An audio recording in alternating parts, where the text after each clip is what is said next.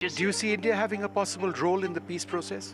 I think the whole world can have a role in the peace process, and that includes India, of course. Pakistanis have been incredible mediators throughout this process, and we really appreciate their friendship and their efforts to bring this deal to a close. So they are the only mediator in this negotiation, while there have been many countries around the world who want to offer their help.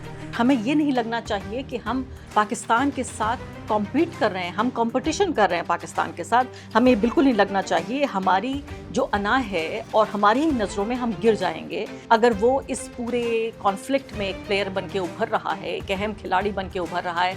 उसे होने दीजिए, क्योंकि भारत को कहीं ना कहीं अपनी गलतियों से भी सीखना होगा कि जब हम इजराइल के साथ इस पूरी जंग से पहले खड़े हुए कंधे से कंधा मिलाकर, तो अभी हमें एक निष्पक्ष नेगोशिएटर या बातचीत या मध्यस्थ के तौर पर कैसे देखा जा सकता है। तो जाहिर है हम उसकी कीमत अदा कर रहे हैं। नमस्कार, इस खास कार्यक्रम में आपका स्वागत है। मैं हूं आरफा खानम शेरवानी। ईरान की जंग को 48 दिन गुजर चुके हैं और बातचीत का दूसरे दौर की शुरुआत होने के तमाम तरह के आसार नज़र आ रहे हैं। लेकिन इसके बीच बहुत दुख की खबर यह है कि लेबनान पर अटैक्स अभी भी इजराइल के जारी हैं। पूरी दुनिया में ये समझ लीजिए तमाम अंतर्राष्ट्रीय संस्थाएं और वो देश जिनको हम आज की तारीख में कहते हैं कि इज्जतदार देश, जिन्होंने अभी भी अपनी गरिमा बना के रखी हुई है, सब इजराइल से दूरी बना के रख रहे हैं। चाहे वो स्पेन हो या वो इटली हो, इसके अलावा बड़े देश जैसे चीन और रूस ये तो हैं ही, लेकिन उसके बावजूद भी इजराइल बाज नहीं आ रहा है। बड़ी खबर ये है कि आसिम मुनीर जो आर्मी चीफ हैं पाकिस्तान के, वो ईरान पहुंचे हुए हैं और ईरान पहुंचे हैं वो प्रेसिडेंट डोनाल्ड ट्रंप का संदेश लेकर। जी हाँ, उनके संदेशवाहक, उनके मैसेंजर बन के वहां पहुंचे हुए हैं। इसके अलावा पाकिस्तान के प्राइम मिनिस्टर वो सऊदी अरब गए हुए हैं। जद्दा से उन्होंने अब मदीना का रुख किया है। यहाँ पर ये तस्वीरें सोशल मीडिया पर उन्होंने अपनी खुद पोस्ट की हैं कि किस तरह से वो वहाँ मदीना पहुंचे हुए हैं और मदीना की जो पवित्र स्थान हैं वहाँ पर वो जा रहे हैं। और इसके अलावा कह रहे हैं कि तमाम तरह की बातचीत हो रही है। तो एक तरफ जो है वो साधा जा रहा है सऊदी अरब को, तो दूसरी तरफ जो है वो डोनाल्ड ट्रंप जो है उनका संदेश लेकर, उनका शांति का या बातचीत का संदेश लेकर, मैं नहीं जानती क्या संदेश लेकर आखिर वो वहाँ गए हैं। वहाँ बड़ी आओ भगत हो रही है। मुझे लगता है कि ईरान जो है वही आओ भगत, वही स्वागत उनको वापस कर रहा है जो ईरान के डेलीगेशन का देखा गया था इस्लामाबाद में। तो तमाम तरह से जो आसार अब तक मिल रहे हैं वो ये कि ये जो बातचीत होगी दूसरे दौर की वो बहुत जल्द होगी, क्योंकि मैं आपको याद दिलाना चाहती हूँ कि 21 अप्रैल को जो 2 हफ्ते की युद्धबंदी है वो ख़त्म हो रही है।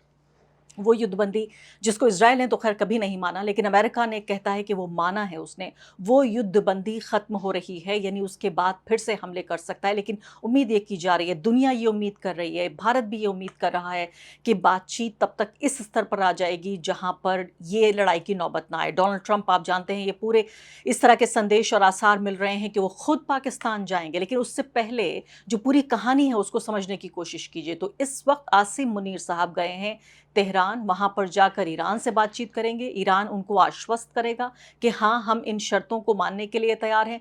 और उसके बाद फिर पाकिस्तान में जाकर इस्लामाबाद में डोनाल्ड ट्रंप जाएंगे और एक तरह का जो मुआहिदा, जो समझौता अग्रीमेंट है, उस पर दस्तखत हो जाएंगे और ऐसा लगेगा कि सब कुछ बहुत अच्छा हो गया है। तो ये सारा काम जो अमेरिका का है, अमेरिका का जो फेस सेविंग है, वो पूरे तरीके से पाकिस्तान कर रहा है। आप सोचिए, पाकिस्तान जो अपने आप को एक मिडिल पावर के तौर पर स्टैब्लिश कर रहा है, तमाम दुनिया में बातचीत हो रही है कि सिंदूर के बाद देखिए इन्होंने अपना कद बढ़ा लिया।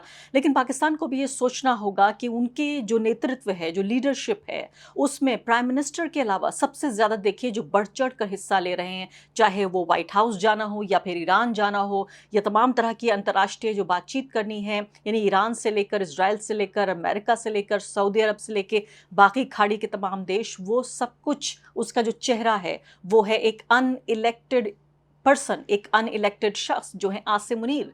तो ये अपने आप में ये भी पाकिस्तान और पाकिस्तानियों को सोचना है कि क्या इसी तरह का तस्वीर, इसी तरह का चेहरा वो दुनिया के सामने पेश करना चाहते हैं। क्या उनको एक अच्छा लोकतंत्र, एक अच्छी डेमोक्रेसी माना जाएगा। लेकिन चलिए ये बहस किसी और दिन के लिए। अभी मैं आपको कुछ ही पलों में बताती हूँ कैसे भारत की जो दरबारी सरकारी गोदी मीडिया है वो किस तरह से भारत को शर्मसार कर रही है। और आगे बढ़ने से पहले एक अदना सी गुजारिश कि आप मेंबर बनिए मेरे चैनल का आरफा खानम शेरवानी। अगर आप मेंबर बनते हैं, आपके समर्थन से आप मेरा हाथ मजबूत करेंगे, इतना मजबूत कि मैं सत्ता का कॉलर पकड़ के सवाल पूछ सकूंगी और जो हमारे समुदाय में हाशिए के जो तबके हैं उनकी आवाज़ उठा सकूंगी। आप यकीन जानिए, आपका एक छोटा सा सहयोग मेरे लिए इतना बड़ा होगा जिसके लिए आप अंदाज़ा भी नहीं लगा सकते। यानी एक तरफ आप देख रहे हैं कि डोनाल्ड ट्रंप लगातार भारत को बेइज्जत करने, भारत के प्रधानमंत्री नरेंद्र मोदी के लिए तमाम तरह की बातें कहते रहते हैं। उन्होंने 50-60 बार ये कहा कम से कम ऑपरेशन सिंदूर के बाद से कि मैंने संधि कराई भारत और पाकिस्तान के बीच। और अब उसके बाद गोदी मीडिया किस तरह से भारत को शर्मसार कर रहा है। आप ये देखिए, यहाँ पर ये वीडियो मैं आपको दिखाना चाहती हूँ। एनडीटीवी के विष्णु सोम के साथ मैंने एनडीटीवी में काम किया है। बड़े भले व्यक्ति हुआ करते थे, अच्छे पत्रकार हैं, अच्छे डिफेंस जर्नलिस्ट हैं। कई दशकों से, कम 2 दशक से ज़्यादा वो डिफेंस कवर कर रहे हैं। फॉरेन अफेयर्स भी अच्छे तरीके से जानते हैं, एक जाना माना चेहरा है। प्राइम टाइम न्यूज़ 20-25 साल से कर रहे हैं। लेकिन देखिए, नरेंद्र मोदी जी ने हमारे अच्छे भले पत्रकारों की भी क्या गत बना दी है। यहाँ पर ये अमेरिका के एम्बेसडर से बातचीत कर रहे हैं और उसमें जब पाकिस्तान की बात आती है तो विष्णु सोम बार बार ये कहते हैं, और भारत को आप कहाँ देखते हैं, भारत को आप कहाँ कंसिडर करते हैं, भारत का रोल आप कहाँ पर देख रहे हैं। शर्मिंदा हो रहे हैं ये खुद यूएस के एम्बेसडर, क्योंकि वो भारत को कहीं देख नहीं रहे हैं। तो वो कह रहे हैं कि हाँ, भारत ज़रूर इस बातचीत में शामिल हो सकता है, ठीक इसी तरीके से जैसे दुनिया का कोई भी देश, ठीक इसी तरीके से जैसे दुनिया का कोई भी नेता इस बातचीत में अगर अपना योगदान करना चाहता है तो वो बिल्कुल ही इज़ मोस्ट वेलकम और शी इज़ मोस्ट वेलकम। यानी कोई बात इस पूरी रणनीति में, किसी इस पूरे फसाने में एक बार जिक्र नहीं हुआ नरेंद्र मोदी और भारत का।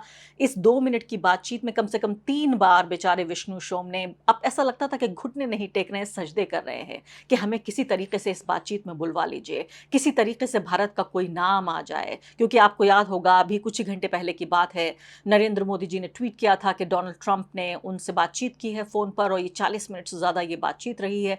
अब इस बातचीत में क्या हुआ हम नहीं जानते। क्या डोनाल्ड ट्रंप पाकिस्तान जाने से पहले भारत को विश्वास में लेना चाहते हैं, क्योंकि भारत एक बड़ा रीजनल प्लेयर है, एक बड़ी रीजनल ताकत है, तो क्या इसलिए ये फ़ोन किया, मैं नहीं जानती। तमाम तरह की अटकलें गर्म हैं। और सोचिए, इन गोदी पत्रकार को टोकने का काम किसने किया, आप बहुत हैरान हो जाएंगे। कमल सिब्बल खुद भाजपा के नज़दीक हैं, इसके अलावा राइट विंगर हैं, हर तरह से भाजपा की सरकार और उसकी नीतियों की हर तरह से तारीफ़ करते रहते हैं। लेकिन उनके भी प्राइड को, उनकी भी अना को ठेस पहुंची और वो यहाँ पर कह रहे हैं कि कैसे ये विष्णु सोम आप भारत का नाम बदनाम कर रहे हैं। ये बात ये कह रहे हैं कि देखिए, वो कह रहे हैं कि इट इज़ क्लियर, यहाँ पर ये कहने की कोशिश कर रहे हैं, पूरी तरीके से साफ है कि यूएस के एम्बेसडर जो हैं वो इस जर्नलिस्ट की बातों में नहीं आ रहे हैं। ये जो कर रहे हैं ट्रंप जो हैं वो कोई भी भारत के किसी स्पेसिफिक रोल के बारे में नहीं सोच रहे हैं और इसीलिए एम्बेसडर नहीं बता रहे हैं ये पूरे ईरान कॉन्फ्लिक्ट में। और हमें ये नहीं लगना चाहिए कि हम पाकिस्तान के साथ कॉम्पीट कर रहे हैं, हम कंपटीशन कर रहे हैं पाकिस्तान के साथ। हमें बिल्कुल नहीं लगना चाहिए, हमारी जो अना है और हमारी ही नज़रों में हम गिर जाएंगे।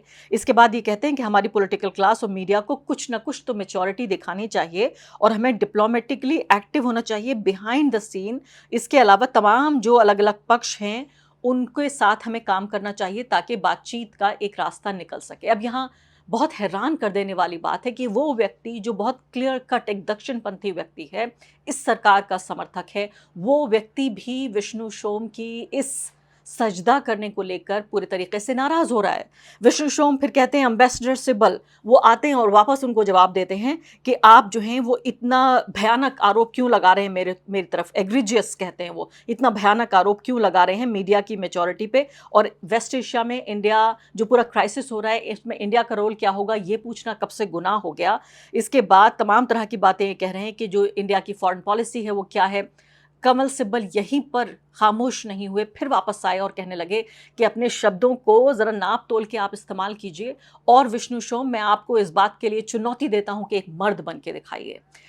यहाँ बहुत हैरान कर देने वाली बात है, एक भारतीय के तौर पर, एक भारतीय पत्रकार के तौर पर भी आप यकीन जानिए मुझे भी बड़ी शर्म आई कि एक तरफ अगर पाकिस्तान बात कर रहा है तो उसे बात करने दीजिए।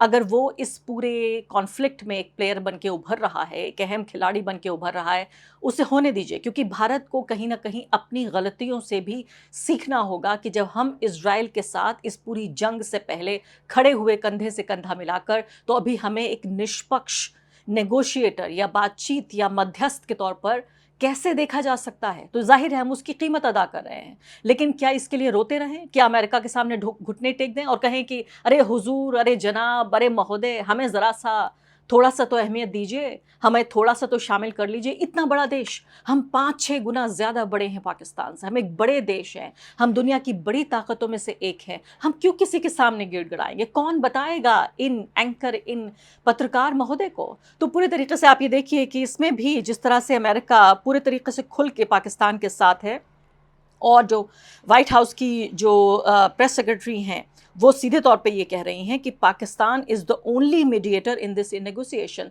पाकिस्तान इस बातचीत में अकेला मध्यस्थ है, यानी इसमें कोई गुंजाइश नहीं है। क्या विष्णु शो में ये बयान नहीं सुना कि जब वो कह रहे हैं कि अकेला मध्यस्थ है, सिर्फ अकेला नेगोशिएटर है, ये बात साफ तौर पर जब ये कह रही हैं वो, तो फिर क्या ज़रूरत थी कहने की भारत का रोल क्या होगा? और ये एम्बेसडर ऑन एयर कैसे बता सकता है? अगर माइक लेके आप पहुंच गए, कैमरा लेकर, तो क्या एम्बेसडर डोनाल्ड ट्रंप की बात को नकार देगा? क्या वो अपनी तरफ से कोई बात कह सकता है? तो क्यों हमें जलील करने पे तुले हुए हैं हमारे ही पत्रकार? पहले मोदी जी की नीतियां और अब ये जो है सजदा करने की पूरी बारी आ रही है हमारे पत्रकारों की। तो सीधे तौर पर देखिए आप यहाँ, इसके बाद वो कह रही हैं कि तमाम जो अलग दूसरे देश हैं वो उन्होंने अपनी मदद की पेशकश की है। मैं अंग्रेजी में पढ़ के सुनाती हूँ। Pakistan is the only mediator in this negotiation although many countries around the world have offered their help. जो वो साफ साफ तौर पर ये कह रही हैं, तो पत्रकार क्यों पूछकर अपने को शर्मिंदा कर रहे हैं? अब इस कार्यक्रम में आखिरी बात आपको बताना चाहती हूँ, डोनाल्ड ट्रंप के रहमो करम की बात आपको बताती हूँ कि किस तरह से अमेरिका ने जो हमें 30 दिन का एक वेवर दिया था, जो रहम करम हमारे ऊपर किया था कि आप तेल खरीद सकते हैं रूस से, अब वो रहम उन्होंने अपना वापस कर लिया। अमेरिका ने जो सैंक्शंस वेवर हमको दिया हुआ था कि आप खरीद सकते हैं तेल, वो ईरान और रूस से उसको वापस ले लिया, यानी अब हम ईरान और रूस से तेल नहीं खरीद सकते। जी हाँ, पहले कान पकड़ के कहा कि नहीं खरीदोगे, फिर थोड़ा सा बिस्किट फेंका कि हाँ खरीद सकते हो, और अब फिर से कान पकड़ लिया, फिर वापस ले लिया बिस्किट और कहा कि अब आप नहीं खरीद सकते। तो आप ये सोचिए कि ये व्यक्ति, ये देश हमें दिन रात कितना शर्मिंदा कर रहा है। इसका सिर्फ और सिर्फ एक इलाज है, वो ये है कि हम एनर्जी के अपने फील्ड में, अपनी जो एनर्जी सिक्योरिटी है, हमारी जो ऊर्जा की सुरक्षा है, उसमें हम पूरे तरीके से इंडिपेंडेंट हों।